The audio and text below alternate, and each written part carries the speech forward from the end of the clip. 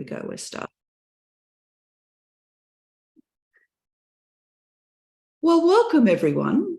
I'm Judy MacMahon, the Fondatrice of MyFrenchLife Magazine, and I'm thrilled to be here today with Michelle Richmond, multi-award-winning author and best-selling New York Times best-selling author and also a publisher. Michelle is renowned for her craft of writing thrilling narratives, centered around ordinary people in extraordinary circumstances. And later I'd like to get to understand how she, is inspired by these and how she comes up with these storylines.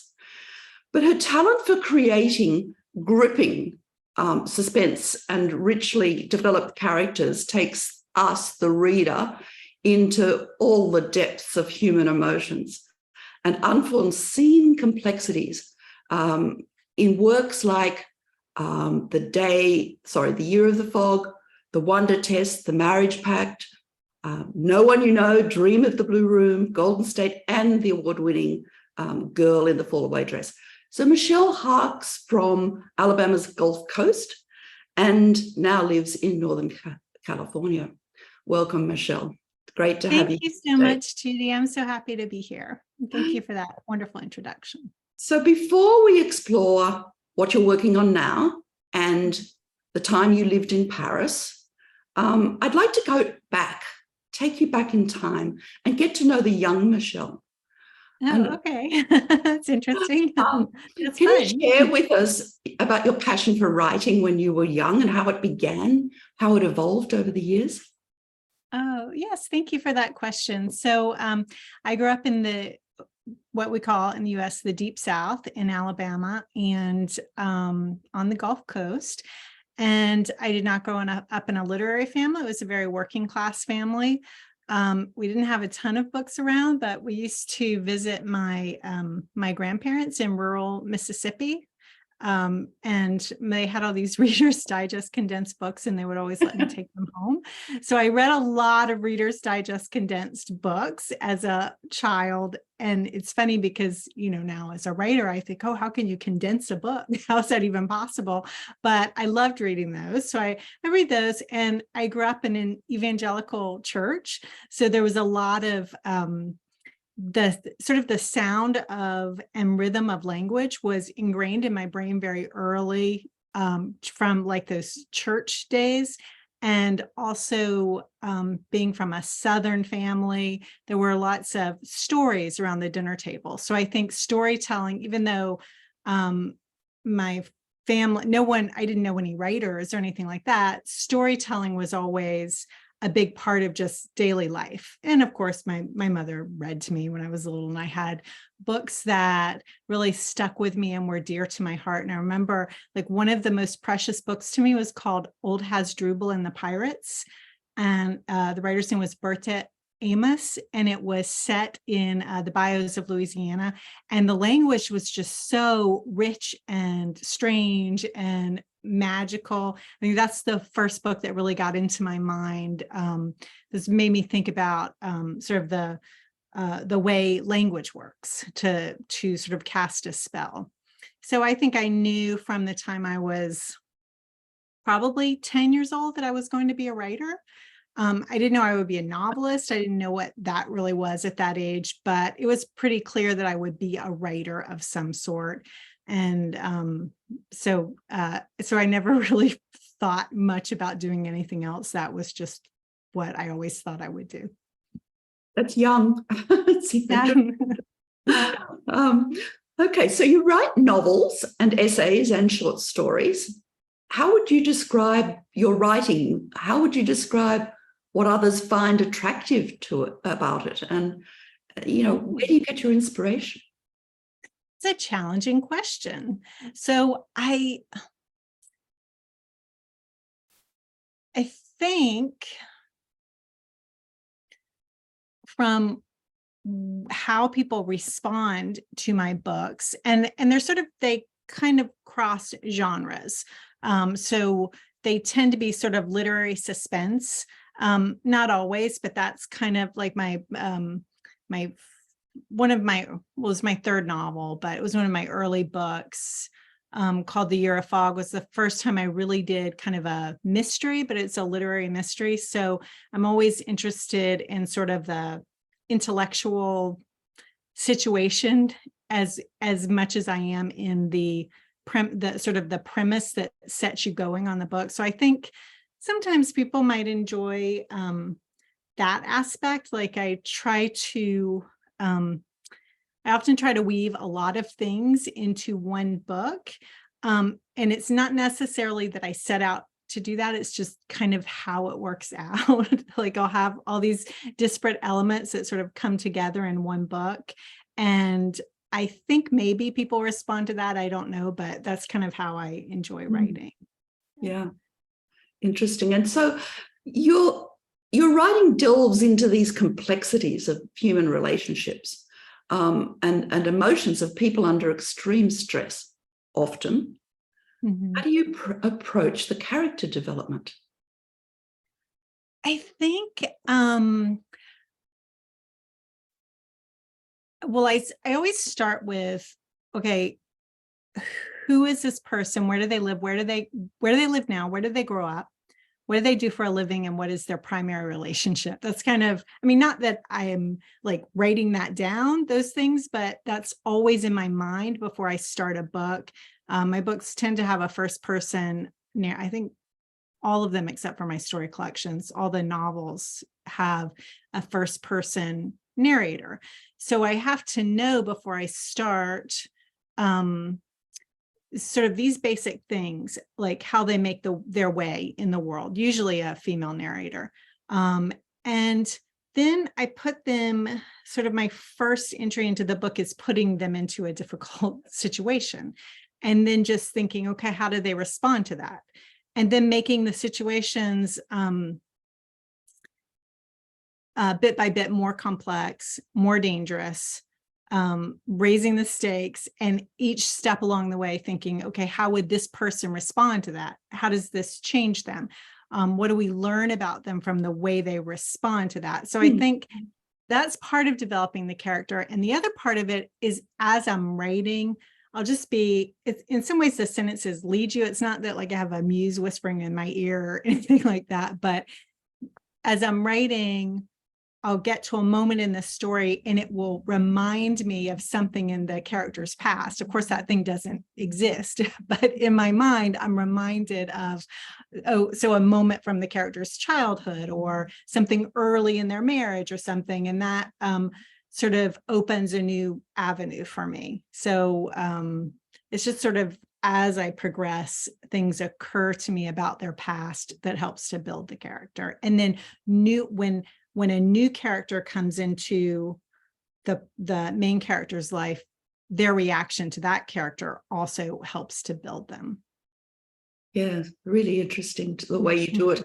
I can never imagine it, especially some of these complex plots. So how do you deal with the plot development? That is the hardest part by far. I'm gathering from what you said, you're a pantser versus as against absolutely. Yes. I never have any idea where a book is going. I usually, when I start, I know where it's set, and I kind of have an idea of the scope of it. And so the most obvious one where I knew absolutely the scope is The Year of Fog. It wasn't actually called The Year of Fog when I was writing it. It was later, right before it came out, that it was changed to that. It was called Ocean Beach. It was named after a place in San Francisco. But I always knew that book would take place in a year. I usually do know the scope of it. And I know like sort of some big question I'm trying to answer for the narrator, both personally and sort of some bigger thing outside that they have no control over. And so I know that that question has to be answered by the end, but I don't know how I'm going to answer it. I never have any idea how I'm going to answer it. And I'm usually really far into the book before I think about how it's going to end. And I often change the end many times before my agent finally sees it. So I've not ever interviewed anyone who is a plotter yet, but recently I saw the method that J.K. Rowling used. Have you seen that? It's a huge what is her method? table with all a column down the left-hand side of each chapter and all the columns radiating off to the right, like 7, 8, 9 columns, all filled in, all planned. That's really impressive. Another writer said to me recently, that's intimidating. That's so intimidating. Yeah. That's so interesting to me to hear that everyone you interview kind of does it in a similar way I do, where they don't plot, they don't know ahead of time. No. And that's interesting. That scares the heck out of me. I mean, Really? do you go off on some tangents and then have to throw all of that away? Sometimes I do, yes, often. Yes, often. Sometimes it's my editor, within the publishing house who tells me I have to throw it away. But actually, that's often. But I also just sort of figure out on my own during editing, where I've maybe taken a tangent too far. I don't always figure that out, though. I mean, my books still have tangents because I like reading books with tangents. Yeah, I'm same. sure like I could pick up any one of my books, though, and find, if I were reading it 10 years after it were published, find something that shouldn't go in the book, that now from a more objective standpoint, I think, well, that tangent doesn't really belong. It's too distracting, but that's okay. That's part of the messiness of writing a book. And so you start with all these characters in your mind and then not really a plot. Do you have some idea where you want it to end? Not really. I mean, I know what has to be resolved, but I don't know how it will end ever. I'm trying to think if I ever had a book where I knew how it would end when I started, and I can't think of one. And especially, and mostly I write novels, but when I write short stories and essays, it's even more open-ended because there's so little commitment. I love reading short stories, and the masters of the short story form, can take years writing a story. But for me, I feel like if I'm setting out to write a novel, there's an expectation. My publisher is waiting for it. I'm going to, or even if they're not, I'm going to devote years of my life to it. So I have to have a little, even though I don't know where it's going, I have to have a little bit more handle on the situation, whereas a short story can open up in any direction at any moment because there's no risk. I might spend a week on the short story, I might spend 3 months on it, but it doesn't matter. It's not going to take over years of my life. Mm-hmm. So I can be very experimental with short stories. So my short stories tend to just go off, like sort of spin off in ways that I don't really do in my novels. We'll come back to some of these short stories in a moment. Can we move on and now go to France? Yes, I brought my rosé. I noticed. It's wonderful. A bit early here in Australia for I know. So you had the opportunity to live in France during the early days of the COVID-19 pandemic in 2020. But tell us about that experience. How long were you in Paris before the pandemic hit?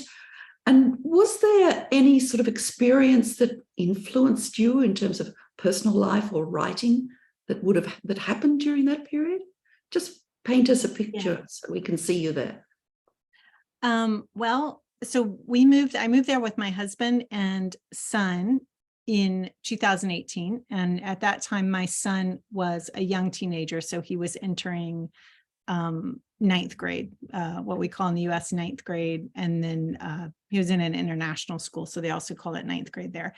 And so we had been there for a couple, maybe almost 2 years, I think, if I'm getting the timing right, when maybe a little over 2 years, when lockdown happened. Mm-hmm. I remember before lockdown, though,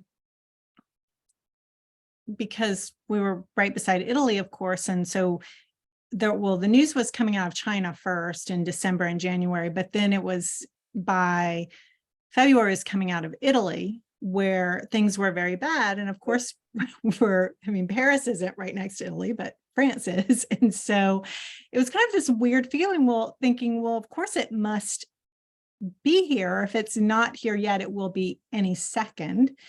And then we traveled to Spain at the end of February 2020.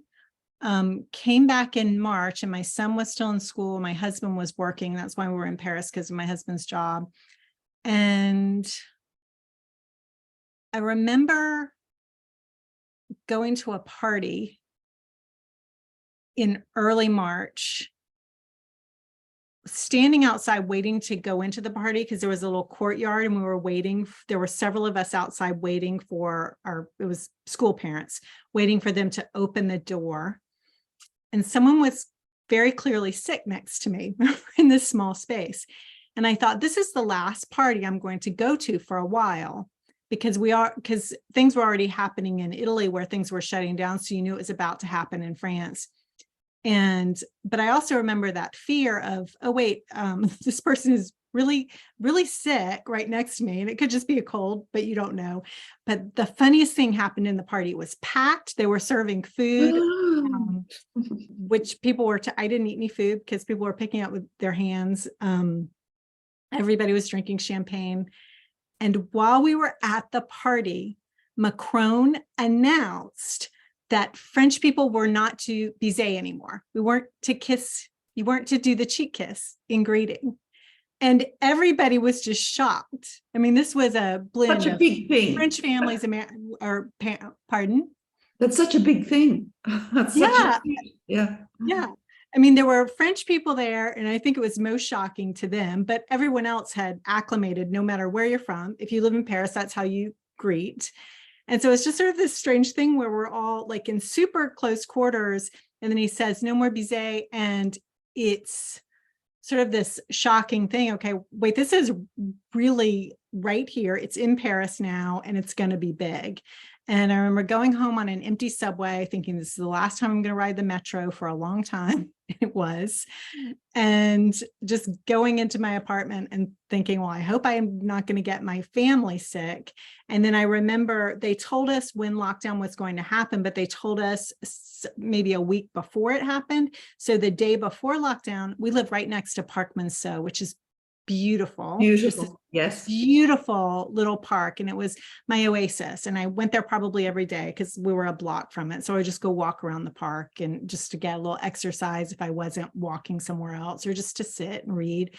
And we went to the park, and it was packed because everybody knew everything was shutting down the next day. And it was just packed like sardines in the park, which it never is in Parc Monceau. So that was kind of interesting. And then sure enough, the next day, all the parks were closed. So the schools were closed, businesses, but my husband had to continue. He wasn't allowed to stop working. The conditions of his work were that he had to keep going to work. But everything was shut down. And I'm sorry, Judy, I know I'm giving you a very long answer to this question, but it was such an interesting time in Paris. We were, for the first, it's hard now to remember if it was 2 months or 6 weeks or 12 weeks, we could only leave the apartment for 1 hour at a time, for 1 hour per day. And you could only go 1 kilometer from your apartment. So one of the interesting little details about that time is, and you had to fill out a paper. You had to have your attestation.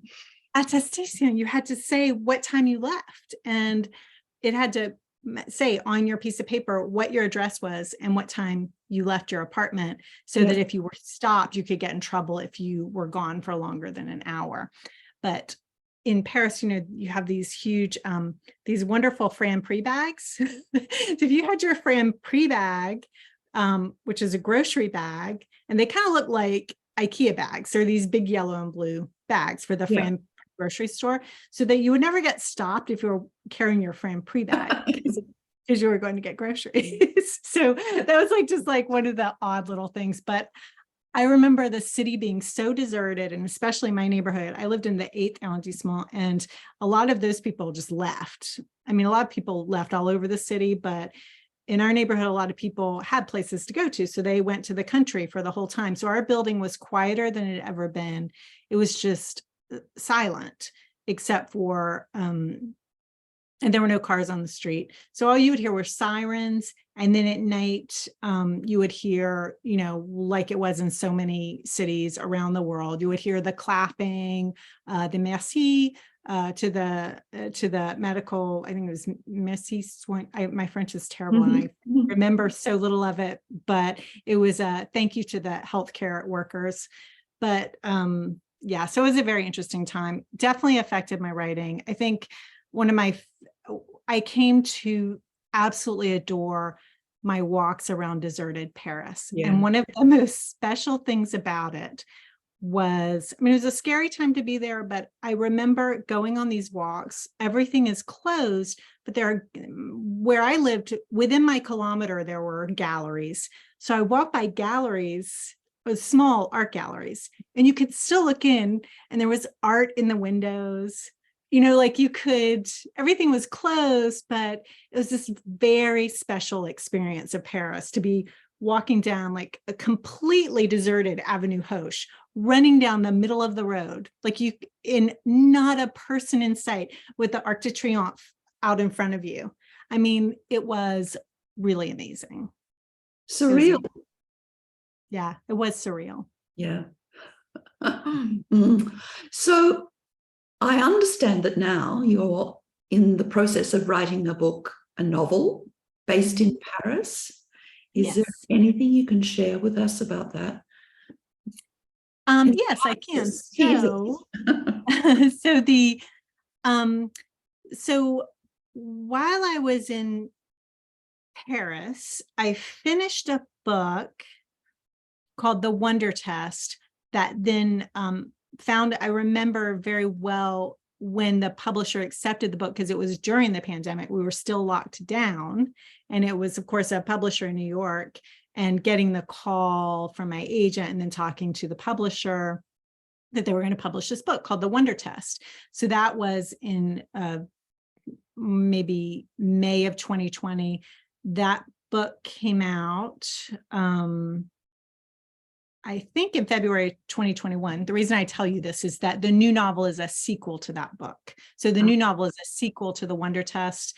The Wonder Test is kind of a departure for me. The narrator is an FBI agent. I've never done that before. I've been married to an FBI agent for 20-something years. So it's been a big part of my life, but I never ever put an FBI agent in a book. So that was kind of a departure for me. So in the new book, the narrator ends up, this agent, Lena Connerly, has been deployed to France, as we were, as just like our family was. And she's doing a case with the French intelligence services, but she also is working on something else while she's there. And she's there with her teenaged son, who we meet in The Wonder Test. She's lost her husband, who's also her son Rory's father. So they're going through a lot of grief, and they're sort of trying to just get their life back on track, and they're in Paris. So and the child is going to the international school. Yeah. That's where my son went. So it's not an autobiographical novel by any means, but it is a novel, I mean, in any way whatsoever, but it is a novel that takes the experience of living in Paris and sort of marries it with this character I had already created, this FBI agent, Lena Connerly. So I won't say more than that, but no. Okay, intriguing. When are you expecting it to be out, Michelle? I don't know, because it's long past due, and my publisher has been very patient, but I haven't finished it. I work kind of in a weird way where I work on a lot of things at once, and I don't always focus my time where I should. So the book that has been really dear to my heart ever since leaving Paris, that I'm still working on, is a collection of essays about living in Paris. And so I'm working on that. So I would say that has our life in Paris influenced that book even more than the novel set in Paris. Like, it is sort of emotionally dear to me, that book. So I'm working on that one and I've mostly finished that one. And then in the meantime, I've written a totally separate novel that's not a sequel to The Wonder Test, that is on a totally different topic. So I'm just giving you my excuse for why I haven't finished that. I'm not the publisher. Because I'm always working on other things at one time. It's not an efficient way to work at all, but it's the way I. So do we have 2 books to look forward to that are based in France, or is that other? So yes, that's the plan. Yes. Well, we'll wait with bated breath. So Michelle, as a writer, what have been perhaps some of your most rewarding aspects, the aspects of your profession? What's been amazing? What have you enjoyed? That's a very good question. I mean, I guess if I look back, I can see the highlights that meant the most to me. The first was my first book being published. That was a story collection, The Girl in the Faraway Dress. Not many people read it. I mean, it didn't make much of a blip because it was published by University Press. It was a small distribution, but it was my first book. And it was actually quite autobiographical fiction. So I think that was the first highlight. The second highlight was my third book, but second novel, The Year of Fog. And one of the most magical things to me about that book was when it was, my agent did a wonderful job of selling it in other countries. But one of the most exciting was the French publication. And the translator was Sophie Aslanades, who then translated several more of my novels for Bouchet Chastel. And I got to go to France and have lunch with the publisher, meet the translator, Sophie, and it was a double trip in France and London for that book. And I remember being in the publisher's office and them showing me, this never happened to me at any of my American publisher, them showing me a board that had these different covers and then asking my opinion. I mean, my American publisher does ask my opinion, but I've never been in an office and seen like this art on the wall. And the French covers are art. They're just gorgeous. So I have this for you. I wanted to show it to you. Yeah, do sure. So this was the French translation of yes, I've seen that. Yes, it's called L'année Brouillard. Forgive my French, L'année Brouillard in French. And I just thought they did a beautiful job of it. And then they took a previous novel that was called Dream of the Blue Room in English, and they published it as also with the same amazing translator, and they published it as Le Rêve de Manda Ruth with this beautiful, this is the paperback, there was a hardcover, but on the paperback they had this fly leaf and just this beautiful cover.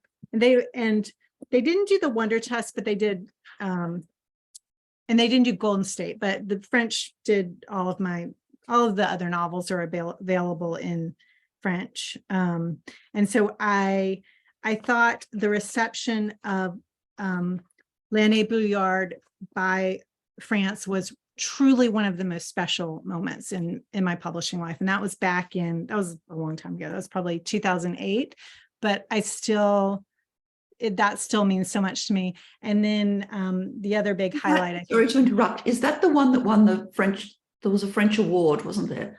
Yes, it was I think it was a finalist for a French award, but it was something called El Prix de Lectrices. Oh yes, pronunciation. But that was exciting for me because then the Bouchet Chastel sent me a copy of Elle magazine in France, and it had they had a big spread with the book and my picture. So that was just super exciting to me, and it also meant the world to me because The Year of Fog was a book that is kind of a slow burn.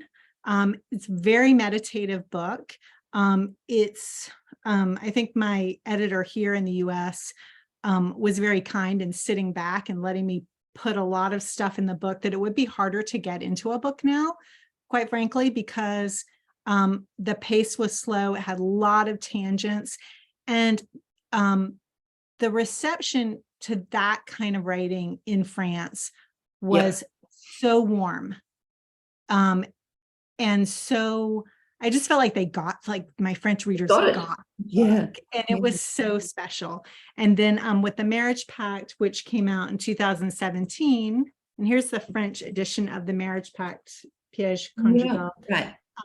That book, my agent worked magic, and it came out in a lot of countries. So I think that was my other sort of really exciting, memorable moment of my writing career. But honestly, every time my agent says, yes, I like this, it's ready to send out, that's a good, happy moment for me. I can understand that. So, Michelle, in closing, do you have any message that you'd like to leave for aspiring writers, or those that read your works or are looking forward to reading them? Yes, I do. I would say read everything. Read widely and well. I'm always reading a lot of books at once, and I'm always discovering new with somebody I've loved reading lately is Annie Ernaux. Not just I didn't just start reading her this year, but only in the last maybe 3 years, which is just meant a lot to me. I think her work is amazing, but I'm always just looking for something, a writer that I don't know about. And often I find these writers in reading memoirs or essays by other writers. So I would say read a lot. I would say the other message I would give to young writers is, or young, old, whatever, any writer who's working toward publishing their first book, or maybe has published books before but is in a dip, is just have faith in your own work. Like, you have to have more faith in your work than anyone else does. I had so many, just dozens of rejections from starting with my first book, my second book, The Eurofog.